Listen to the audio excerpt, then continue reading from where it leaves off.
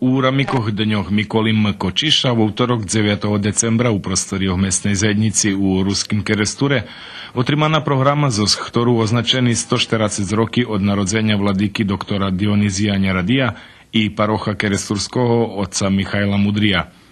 Dionizij Njaradi bol náš perší vladyka a bol popri svojho povolania i duchovný otec šitskej tedišnjej ruskej inteligenciji, nalašal bešedy o živoce i dilu vladyky Njaradija, vyhľadovač jeho života i roboty, otec magister Mihailo Malacko.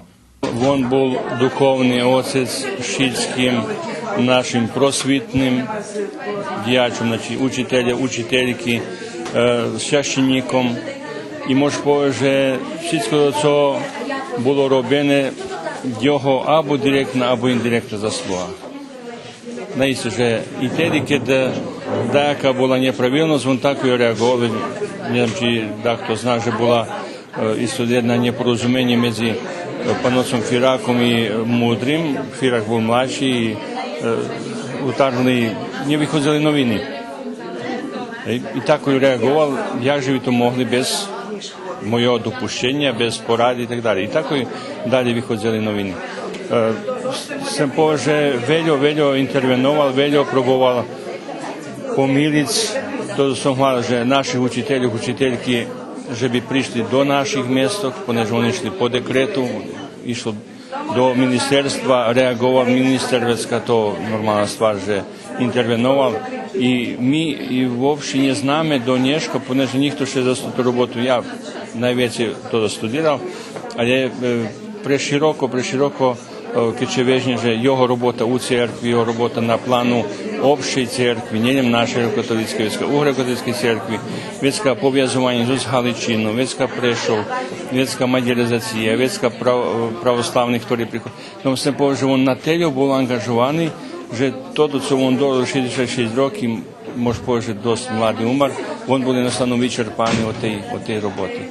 Ja už i od skore to obačoval, že oni majú krásni teksti i Michal Mudri, i Vladyka Njaradi, i Ďura Binda, z ktorého teraz nebola ročnica. I že by še našlo teľo texty, že by každý mal po jednu knižku, že by sme od každého jednu knižku vydali. A povedzme, da poviem, že Michal Mudri napísal referat, keď osnovane Ruské národné prosvitné društvo. To referat má takú vrednosť, že pre to referat zaslúžil, že by vyšla i jeho knižka. Ale on má ešte druhý texty. Napomnem, že napísal drahopis po Italii i opísal varoši, ktorý dávno pred novú éru zasýpal vulkan Pompeji, hej, i Herkulanum, a taký by trebalo vydať všelijak text. A takisto i Vladyka Njaradi opísal svoje putovanie do Ameriky, keď išiel obis našich ľudí v Ameriky, ktorí tam robili. To bar krásny i interesantného čítať i dneška, to písané pred 80-90 rokami, to tí texty, i Mudroho, i Njaradija. A keď čítace interesantní sú i dneška čítať. Teraz, posle tih rokov, opšta javnost dosta zabula, u stvari, že co značil Vladyka Njaradi i že mi u stvarnosti i dneška išli žijeme z tih plodoh, ktorý on u stvari pošal i od toho všetko, co on robil da kedy.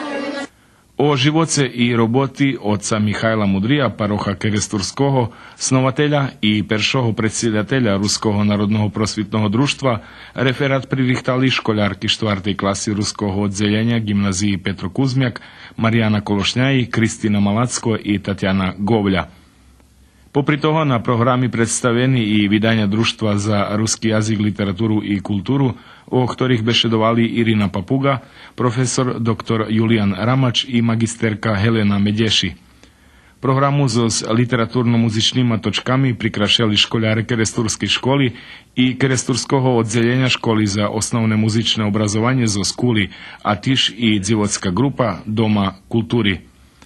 Po programi predstaviteľe družstva u krypty katedrálnej cerkvy svätého otca Mikolaja položili kvece na hrob vladyky Njaradija.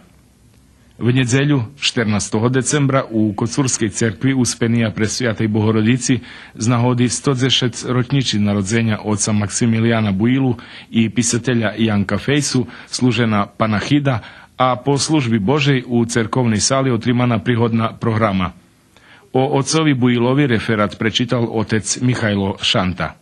Toto, co mne nahnalo samoho, že bym še interesoval o otcovi Maximilianovi Builovi, to same toto, že on bol u periodze, keď tu bolo dosť teška situacija u Kocúrke, boli podzeljenja rižni, Ruske narodne prosvjetne društvo, kulturno-prosvjetni sojde slovenskih rusnacov, za jaše prosvjetaše, i že jak on to še s tim nošel. On jak hristijan, jak svjašćenik, vše našao rješenje, ktoré bolo ljudske, ktoré bolo pohristijanski, i toto mnje zainteresovalo dijalnost u Ruskog narodnog prosvjetnog društva, ali je toto hristijanska dimenzija i oho me okreme nahnala, že bim vyučil, že bim še zainteresoval o jeho dijalnosti pravi u Kocure. Keď opatrime jeho život, toto, co najinteresantnejše uglavnom tu u Kocure bolo. Najbarže on še ukázal jeho dar organizovanja i roboti s ľuďmi, še ukázala pravi tu u Kocure u periodze od 33.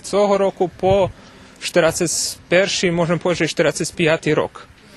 Toto, co bym chcel bardziej jak naznačiť, to perše, že počas jeho, jak už pan otec Párov hutorel dneška, počas jeho kapelanovania tu, jeho prisutnosti tu jak pan oca, postavený 38.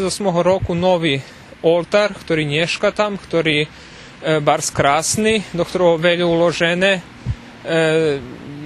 vjerojatno že i veľa molitvi, že bi še to napravilo veľa ľudze, učestvovali u tim, zberalo še penježi i on to všetko práve on to organizoval i on bol inicijator toho. To perše. Druge, to ta robota, on tu, poneže Ruske narodne prosvjetne društvo do jeho prihodu tu nje bar funkcionovalo. Bolo sojuz ruskih školjarov i tak ljude še zberali i tak, ali jak mesnog odboru nje zaznačene, že bi tak isnovalo. Voljim ja nje došlo do toho, ali 33. roku s jeho prihodom on dava tot impuls, dava to tu pozitivnu energiju, organizuje ľudzoch, že bi še osnovalo mesni odbor Ruskog narodnog prosvjetnog društva i u Kocure. O učiteľovi i písateľovi Jankovi Fejsovi príhodný slova prečítali škoľárky osnovnej školy Bratstvo jedinstvo Katarína Fejdi, Nataša Medeši i Jelena Senderak. Основоположник ruskej poezije za djeci. Pred 110 rokami, 13. avgusta 1914 roku, narodjen je u Kocure Janko Fejsa, osnovopoložnik poezije za djeci na ruskim jaziku i jedan z fundamentatorov ruske literaturi među dvoma svetovima vojnami. Po programi predstavitelje društva položili kvece na hrob Janka Fejsu.